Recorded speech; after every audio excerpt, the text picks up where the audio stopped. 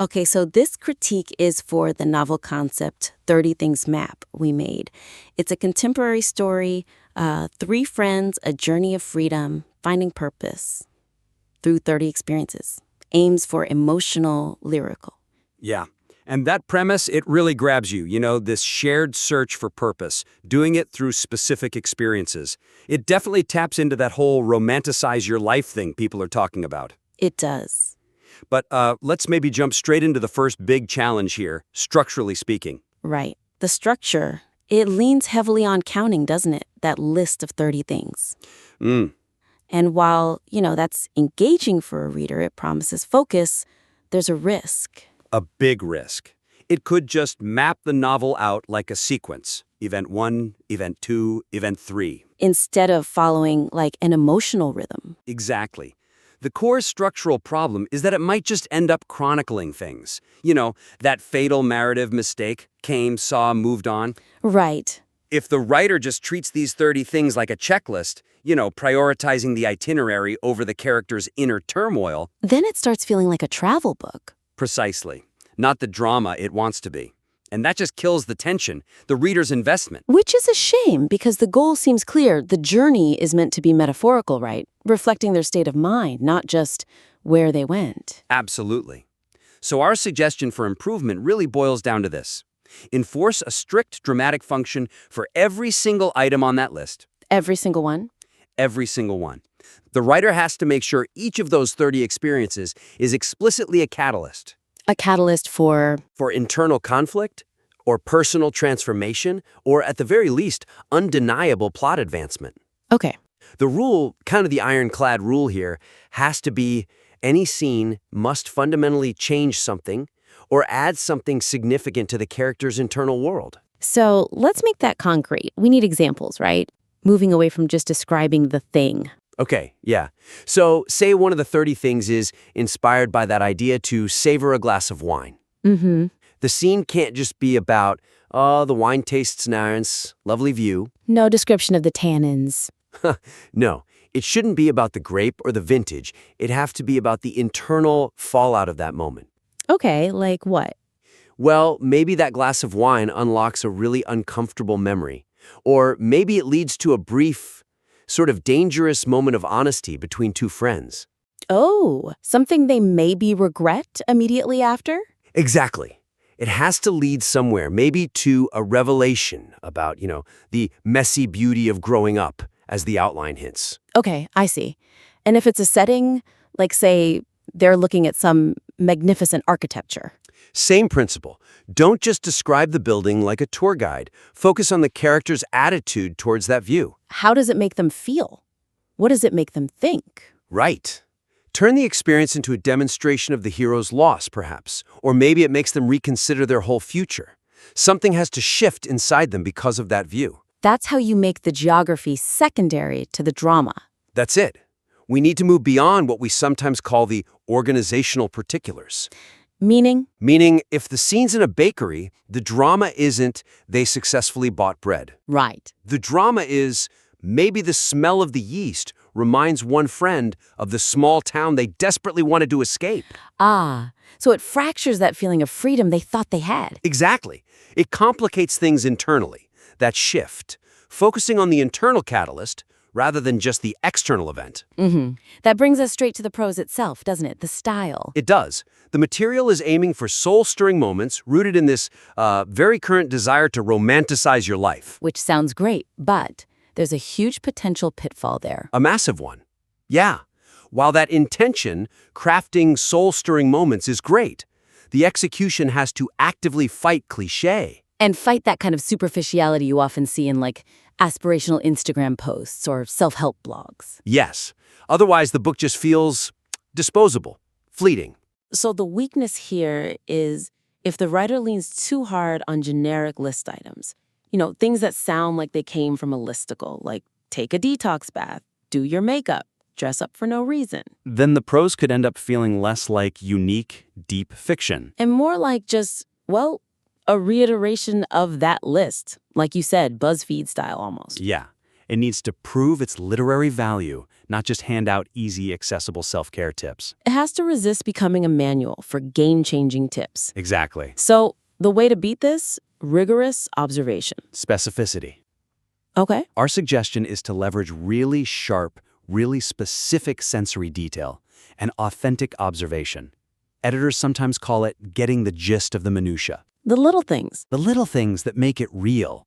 Use those to turn potentially cliched actions into visceral, unique character moments. Moments that actually reveal depth or move the plot. So we need the feel of the scene, the emotional texture. Yes, not just a perfectly curated visual image. You know, the perfect photograph rarely makes for compelling fiction. That's true. And building on that, leaning on common tropes is just going to instantly undermine that sincerity the author's aiming for. Like using tired old descriptions just because, famous writers used them way back when? Exactly. We don't need another dark and stormy night opener unless you can genuinely flip it on its head. We need specificity. So when documenting this journey the friends take, the goal isn't a polished photo album. No. The writer should be capturing raw notes, emotional fragments. Yes. Think about the smell of hot pavement after a sudden downpour, or the specific way someone's phobia surfaces during a completely unexpected interaction. Or maybe the exact awkward phrasing used in a conversation they dissect later. Right. Don't just describe pristine beaches. That's generic tourist language. So what's the alternative? Maybe you hone in on some specific local slang you overheard in a quick chat with a fisherman. That gives you cultural depth, moves the setting beyond a postcard. Okay. The real goal here is to capture, say, the trembling of your hand when the hero gets lost. That raw, physical, specific emotional detail. That's way more useful, more engaging for the reader. Infinitely more useful than a perfect guidebook description of some landmark. It forces the reader right into the character's skin, into their experience. Okay, that makes sense. So, internal focus, specific sensory details. Which leads us, I think, to our final major point. This one's about the market. Yeah, the practicalities, pacing and length. The author's ambition to write rich, lyrical prose. That's admirable. We like that. We do. But here's where we need a reality check, market-wise. That depth of emotion, that intended lyricism, it has to be balanced, maybe even aggressively balanced, with what readers expect now. Which is? Shorter, faster-paced fiction. You have to capture the attention of the 21st century reader and, well, keep it. Okay. So the weakness here is really structural, again, but on a macro level. That kind of deep psychological dive, the long descriptive style, it worked for the classics. It did, but today it often translates into massive word counts and, let's be honest, long descriptive passages that many contemporary readers, well, they skim. Yeah, we're competing for attention, aren't we? Against Netflix, smartphones. Cats riding Roombas, apparently. Huh, right. The modern tolerance for what you might unkindly call boredom torture is just extremely low. It really is. And the data backs this up. The average length of a New York Times bestseller today? Reportedly about half what it was back in 2011. Wow. Half? Half?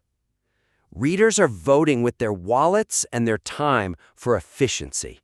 So the suggestion for improvement has to be about embracing brevity? Brevity and relentless forward momentum. Assume the reader is busy, distracted. Every single scene, every detail, every word, it has to ruthlessly earn its place. How does it do that? By serving the plot or deepening the character immediately. No waiting around. Okay, so a concrete starting point for action. Maybe look hard at the opening. Definitely. Take that advice. Start where the story starts. Seriously. Cut any prologues, any sections that are just there for info dumps. Unless you're already a masterclass person, right? Someone who's earned that reader trust. Exactly. Otherwise, don't waste their time with throat clearing. Get straight to it. And what if the manuscript is already quite long? Say, over 100,000 words. Then honestly, a significant cut might be needed for commercial appeal. Or? Or maybe think about breaking it up. Could it work as shorter, linked novellas? That's actually the fastest growing fiction form right now, partly because readers like that consumable length. Interesting. But how do you keep that lyrical quality the author wants if you're cutting so much and focusing on pace? That's where the revision process comes in. You channel the concise energy of poetry. Poetry. Yeah, think about it. Learning to pack as much meaning, as much feeling into as few words as possible. Every word counts. So it's about making the lyrical moments that remain really stand out. Precisely. The final draft needs to be written entirely for the reader's experience, respecting their time, keeping them immersed, not just for the author's desire to, show off with fancy descriptions. That ruthless self-editing makes the lyricism sharper, more impactful when it does appear. Exactly. It lets the truly special moments sing. Okay, so wrapping up, this concept, 30 Things Map We Made, it's really timely. It feels resonant. Definitely strong conceptual bones.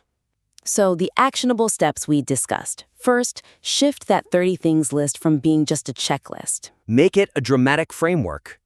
Ensure the external journey serves the internal conflict.